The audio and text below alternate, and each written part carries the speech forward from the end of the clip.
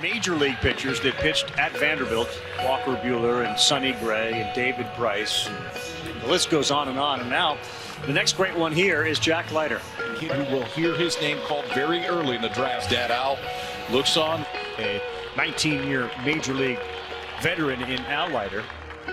Having my dad who played, I kind of just thought that's the way it was. Like, everyone played baseball. My mom told me a funny story that I asked one of my classmates what team his dad played for, because the 4-year-old me thought that everyone played baseball. So I was always around the game, and I think that had a huge part in influencing my love for the game.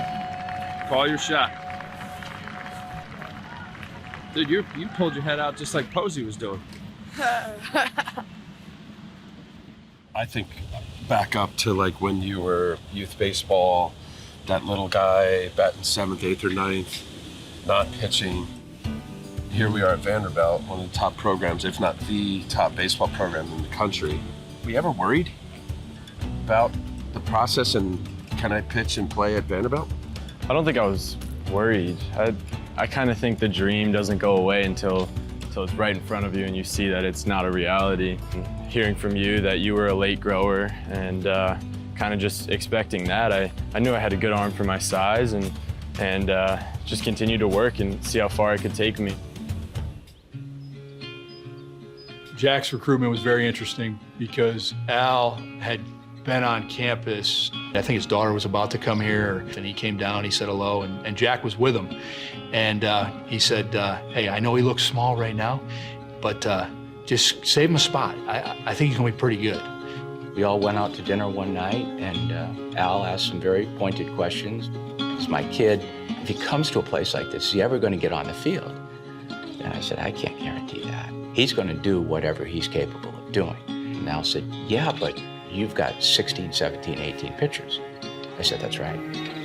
And I said, if he's capable and he's confident enough, he'll make his way on the field. And I remember leaving dinner that night thinking, well, he's not gonna come here. He's gonna go somewhere else where there's an easy entrance on the field. Well, he decided to come.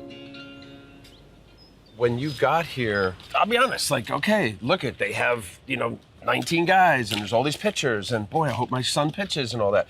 Like, what was your moment that you're like, yeah, you know what? I know it's gonna be tough, but I can do this. For me, it was, do you want to go to a program that's this special, a school that's this special, and maybe not pitch? Or do you want to compromise and go to a little bit of a lesser opportunity and maybe pitch right away? And at the time, I was like, well, I want to come here and continue to get better. And so I just continued to, put my head down, work hard, and kind of just see where it took me. Got him, swinging 96. Strikeout 14. Al said, man, this is the gift that just keeps on giving. After a game, good or bad, he's the first person that I call. And leading up to the season, I had one outing that I just was not happy with at all. And, I called him kind of bummed out. He was wild, whatever. He walked 4 guys, and whatever. I don't even know what the exact numbers were. And he was like, God, I'm so wild, and I can't throw strikes, and like going down that path. I'm like, what? Talking to Jack the next day, he's like, my dad sent me like 2 box scores from the worst games of his life. And you realize that, not every time out's gonna be perfect. It's not if you're gonna have bad games, it's when you have bad games. And how do you handle it? I think Al's ability to show him that has kind of helped him relieve the pressure of being a guy that has to go out and perform every single time.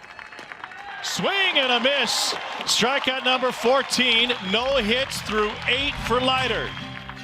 Sitting there with Mom and that no-hitter against South Carolina, your first SEC, there was a lot said about, well, he's good at this, but he's never even pitched in the SEC. Your first SEC game, you throw a no-hitter. Yeah. Jack Leiter's moment is here and now, a Vanderbilt no-hitter. The coolest thing about that was I just didn't feel like really anything was working that day other than my fastball. As it got later on, then I obviously started to realize this is cool. You think? Walk the first guy, then 27 down. Yeah. 16 punch-outs. Boom! 16 strikeouts in a 9-inning no-hitter for Jack Leiter. So this is going way back before you were, you weren't born yet, but I threw a no-hitter and Charles Johnson, who was a heck of a catcher, I bought him a Rolex. And my teammates were like, what'd you buy him a Rolex for? All he did was this the whole night. Cutter, cutter, cutter. I was like, no. There was some creativity with all those cutters, but I threw a bunch of them. I think you said that to CJ, our catcher, that you bought your catcher a Rolex after his. So he keeps joking with me that he's waiting on his Rolex from me. I should have taught. I said not Rolex, Timex.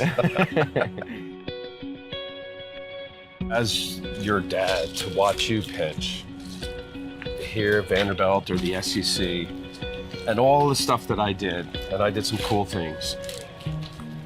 I don't know if there's anything more satisfying and fulfilling in my heart and what I see with my eyeballs of what you've been doing. Jack's passion for this game might have been inspired by Al's ability to be in it, but it's more inspired now by his love for it.